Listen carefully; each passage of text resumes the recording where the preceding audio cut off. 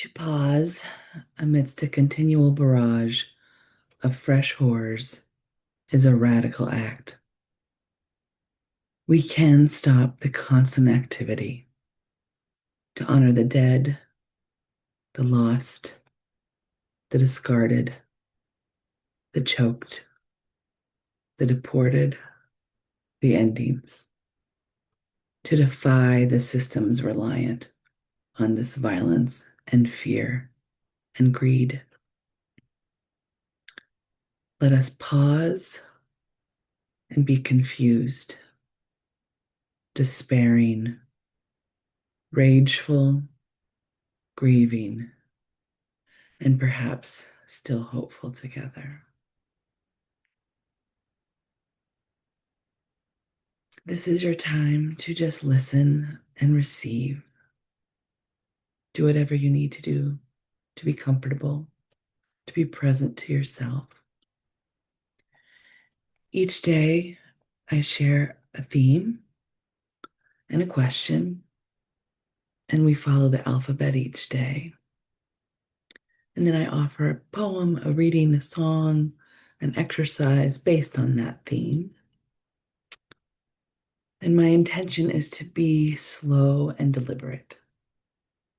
Our aim in this space is to be an oasis, a break, a respite from the grind and the anxiety of our workplaces and our day to day. We want this practice to be grounding and regulating and feasible for you as we go about our busy professional lives. And we do this, we invite you to reconnect with yourself because that enables us to be connected to each other and to the spaces and places we inhabit throughout the day. When we are able to connect, to me, that is where possibility lives. And that's why it really, really matters. So I'm glad you're here and listening. And I want to invite you to today's theme, which is paradox. How do we hold the tensions in this time of paradox? And for me, I think of the definition of paradox as like the holding of tensions, yes, and what's contradictory and seeing that together. But I also love the other definition of paradox, which is about what is seemingly absurd coming out to be true. And so, as we go about our work in multidimensional, multicultural spaces, there's a lot of both and. And what I've been hearing from so many people in our sector at this time is about the paradox of time. I can't tell you how many times a week I hear someone say, I don't know what time it is, or I think that happened a couple weeks ago, but it was actually 2 months ago, or just really kind of voicing how time, the past, the present, the future, all seem to coexist right now. So we're asking ourselves, is the future already written? Are we writing it right now? How do we really know what time it is, what time is available? And I think about time in many ways. Um, but I was just remembering the other day because it's my anniversary in my relationship. And I was thinking about that time of falling in love, which feels like it happened so fast. But I was just consumed and I was moving forward, and there were decisions I was making that suddenly involved another human because this was my companion and this was my person. Um, and until that time, it really felt like this was nothing I was going to do in my life or could expect in my life. It was not something I had really imagined for myself. Um, Not because I didn't think I deserved it or anything. Um, But it was just like that pragmatism that creeps in as you get older, that I was setting up an independence. Um, it wasn't that I relied on, reveled, reveled in that. I just had come to rely on independence. And so here enters love, the divine uprooter of our plans, upending everything. And I think about social change that way as well. A moment appears that maybe we couldn't have anticipated or expected. And it seems like everything is moving so slowly. And then something else. I thought about that a lot as it's been yesterday in the US, the fifth year since George Floyd was murdered. Everything seemed to be going slow in the movement, and then people were on the streets. And there was paradox in that in many, many ways.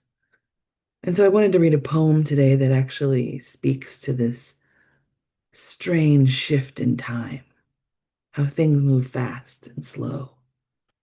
And it's hard to know, it's hard to track where the past and the present and the future is. And this is called Shift One. Shift One. The running water pushes against the shore, changing directly but reluctantly, loosening, struggling, and then rush. The sand moves quickly but gracefully, and the water now has a new flow. Sometimes it can feel like everything happens at once, but we know it took many, many years of effort and growth and strain and hope and loss to get to that moment. I see that with my partner, how our paths took so many different ways and directions, and our parts had to come together to arrive here with each other. And I think about grassroots movements, how they push and organize and dream and work until something in society gives way. And a new understanding of how things really are and must become arrives. The murder of George Floyd was a moment that gave way. There was an undeniable flashpoint, the turner of the tide of people's awareness. Police brutality is here. And to only speak of that moment as a turning point erases the labor and the impact of generations of Black activism around the world. So let us go about our work today. Let us watch. Let us prepare, pray, forget, remember, re-up, re-strategize. Let us rest. Let us wait. Let us pour in. Let us grieve. Let's grieve in motion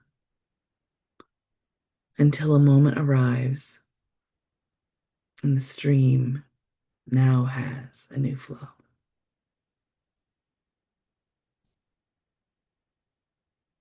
This is a rebalancing, a time of massive, massive shift.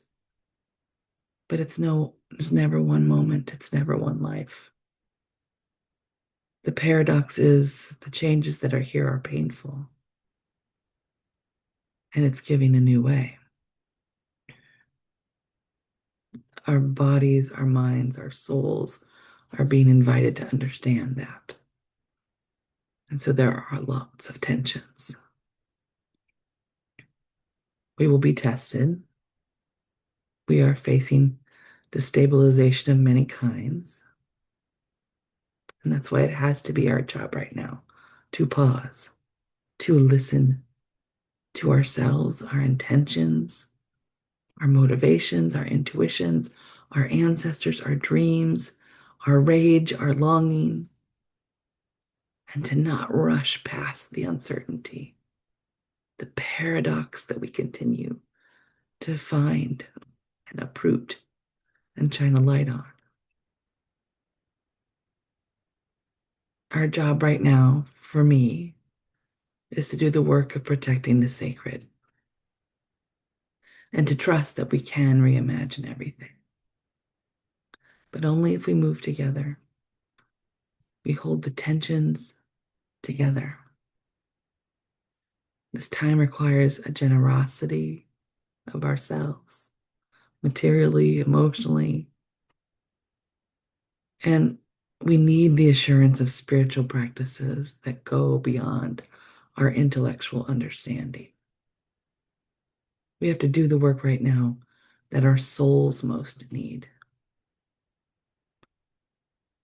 So at this time, when everything is up in the air, when we are feeling the anniversaries in our bodies, it's time to do the real work. And that real work for me is building and strengthening the fabric of community so that we can take our learning, so that we can take our tensions and do the work together going forward. The paradox of time is that what's possible right now maybe wasn't possible before.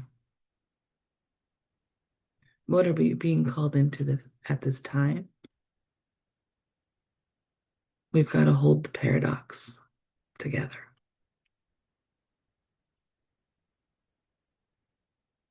Thank you for listening today and for your support of this space. We do offer this at no cost, but of course you can support this work and this experiment by paying what you can. And here are the links and the ways you could do that. Please be in touch anytime for any kind of support. You can find myself at how-matters.org, and you can learn all about our services and just keep spreading the word about what we're doing here. We're glad to have you. And as always, we end this time with a reading from the Terma Collective. May our eyes remain open, even in the face of tragedy. May we not become disheartened. May we find in the disillusion of our apathy and denial a cup of the broken heart. May we discover the gift of the fire burning in the inner chamber of our being, burning great and bright enough to transform any poison, to see us through any paradox.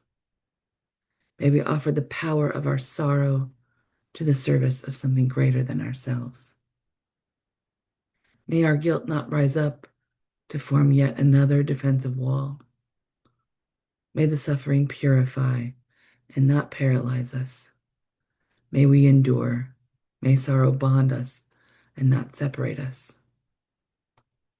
May we realize the greatness of our sorrow and not run from its touch or its flame. May clarity be our ally and wisdom our support. May our wrath be cleansing, cutting through the confusion of denial and greed. May we not be afraid to see or speak our truth. May the bleakness of the wasteland be dispelled. May the soul's journey be revealed and the true hunger fed. May we be forgiven for what we have forgotten and blessed with remembrance of who we really are. Thank you for being here and take good care.